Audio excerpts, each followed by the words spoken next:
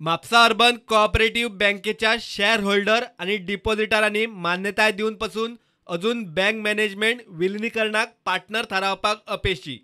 खासा आम सभेत बँकेन पीएमसी बँक, टीजेएसबी आणि डीएनएस बँकेपैकी खंयच्याय एका कडेन विलिनीकरण करपाचे पर्याय दवरिल्लो। पीएमसी बँकेकडेन मर्जराचे उलोवप चलताले, मात बँकेचेर आरबीआयचे निर्बंध येताच तो यत्न फसलो।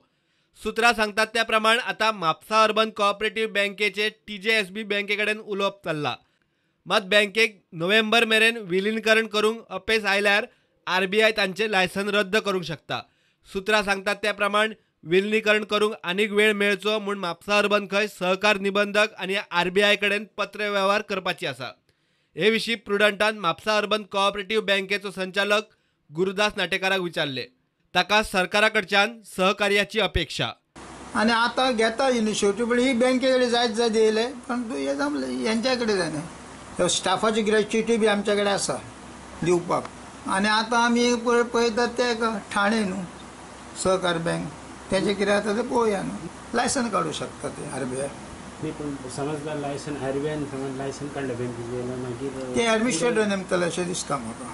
लायसन काढले का मागीर गेली न्हू बँक, म्हणून म्हाजें अपील आहा की बँकेचे लायसन काडपाचें न्हू।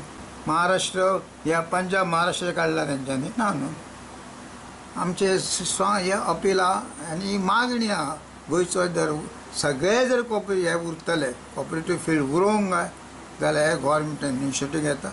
गव्हर्मेंटान प्रॉमीस केला की आपूण खंयचो तरी मर्ज करपाची ट्राय करता।